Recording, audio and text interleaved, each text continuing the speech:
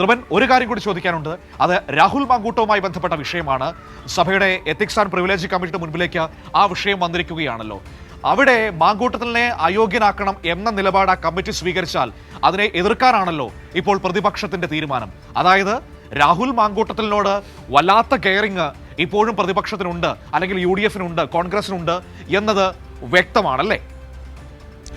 തീർച്ചയായും കഴിഞ്ഞ ദിവസമാണ് ഇത് സംബന്ധിച്ച വാർത്തകൾ പുറത്തു വന്നത്. നമ്മൾ തന്നെ കൈരളി തന്നെ കഴിഞ്ഞ ദിവസത്തെ UDF യോഗവുമായി ബന്ധപ്പെട്ട് പാർലമെൻ്ററി പാർട്ടി യോഗം രാഹുൽ മാങ്കൂട്ടത്തിന് എത്തിക്സ് കമ്മിറ്റിയിൽ പൂർണ്ണമായ പിന്തുണ നൽകാൻ തീരുമാനിച്ചു. രണ്ടംഗങ്ങൾ റോജി എം ജോണും ഒപ്പം തന്നെ UA ലത്തീഫുമാണ് ഇതിലുള്ളത്. DK മുരളി, ഭരണപക്ഷത്തുള്ള MLA DK മുരളിയാണ് ഇത് അയോഗ്യനാകണമെന്ന തരത്തിൽ കത്ത് നൽകിയിട്ടുള്ളത്. എത്തിക്സ് കമ്മിറ്റി ഈ കാര്യം പരിഗണിക്കുമ്പോൾ എതിർക്കാൻ വേണ്ടി തീരുമാനിച്ചിട്ടുണ്ട്. അത് UDF-ന്റെ പാർലമെൻ്ററി പാർട്ടി യോഗം ഐകകണ്ഠേന UDF-ന്റെ ചെയർമാൻ എന്ന് പറയുന്നത് പ്രതിപക്ഷ നേതാവ് VD സതീശനാണ്. മാത്രമല്ല മാധ്യമപ്രവർത്തകർ ഈ ബഹിഷ്കരണം നടത്തി പുറത്തു വന്നപ്പോൾ VD സതീശനോട് ചോദിച്ചപ്പോൾ VD സതീശൻ തന്നെ പൂർണ്ണമായി ന്യായീകരിക്കുകയും ചെയ്തു. കാരണം എത്തിക്സ് കമ്മിറ്റിക്ക് ഇതിനുള്ള അധികാരമില്ല എന്നതാണ് VD സതീശൻ്റെ ന്യായം. ഇതൊരു കേസിൽ മാത്രമല്ല, എല്ലാ കേസിലും ഇങ്ങനെയുള്ള ഒരു കീഴ്വഴക്കം ഉണ്ടാക്കി വയ്ക്കുന്നതിനോട് UDF-ന് യോജിപ്പില്ല എന്ന നിലപാടാണ് അദ്ദേഹം സ്വീകരിച്ചത്. പക്ഷേ ഈ കേസിൻ്റെ മെറിറ്റിലേക്ക് കടക്കേണ്ടി വരുമല്ലോ. സ്വാഭാവികമായി പ്രതിപക്ഷ നേതാവ് എന്ത് സമീപനമാണ് ഈ വിഷയത്തിൽ പരസ്യമായി എടുത്തിരുന്നത്?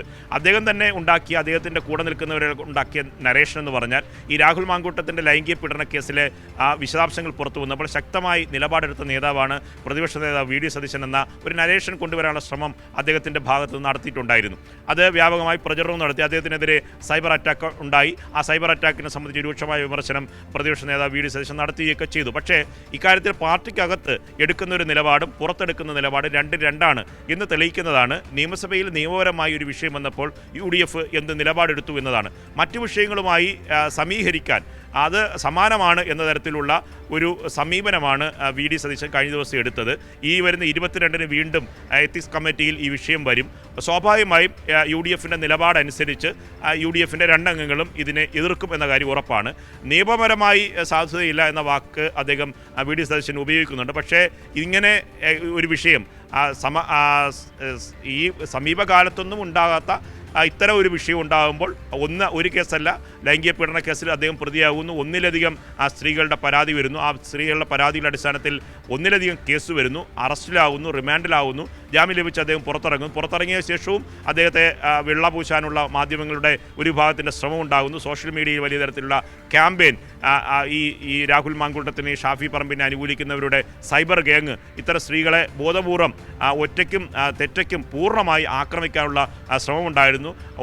UDF-ലെയും കോൺഗ്രസിലെയും യൂത്ത് കോൺഗ്രസിലെ നേതാക്കൾ തന്നെ കഴിഞ്ഞ ദിവസം പരസ്യമായി രാഹുൽ മാങ്കൂട്ടത്തിന് ഈ നിലപാടിനെതിരെ രംഗത്ത് വരുന്നത്. അങ്ങനെ ഒരു സാഹചര്യത്തെ പൂർണ്ണമായി വിസ്മരിച്ചുകൊണ്ട് ഒരു സാധാരണ ഒരു MLA-ക്കെതിരെ ഉണ്ടായ ഒരു ക്രിമിനൽ കേസ് എന്ന നിലയിലാണ് ഈ വിഷയത്തെ എടുക്കുന്നത്. അതിന് മുമ്പ് ഗൗരി അമ്മയ്ക്കെതിരെ PC ജോർജ് നടത്തിയ വളരെ മോശം പരാമർശം സംബന്ധിച്ച് സമാനമായ എത്തിക്സ് കമ്മിറ്റിയിൽ ഈ വിഷയം വന്നിരുന്നു. അപ്പോൾ അത്തരമൊരു കേസിനെ സംബന്ധിച്ച് താക്കീത് ചെയ്താണ് ആ വിഷയം അവസാനിക്കുന്നത്. അങ്ങനെ ഒരു വിഷയമല്ല ഇത്.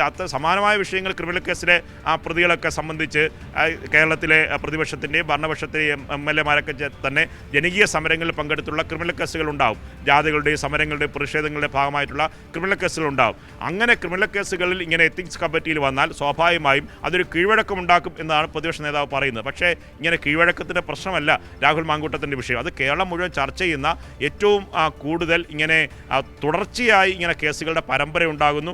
രാഷ്ട്രീയകരണം പൂർണ്ണമായി തള്ളിക്കളയുന്ന, ജനാധിപത്യ വിശ്വാസികൾ പൂർണ്ണമായി തള്ളിക്കളയുന്ന ഒരു കേസിൽ പ്രതിപക്ഷ നേതാവ് VD സതീശൻ പരസ്യമായും രഹസ്യമായും ആർക്കൊപ്പമാണ് എന്ന് തെളിയിക്കുന്നതാണ് എത്തിക്സ് കമ്മിറ്റിയുമായി ബന്ധപ്പെട്ട ഏറ്റവും പ്രധാനപ്പെട്ട കാര്യം.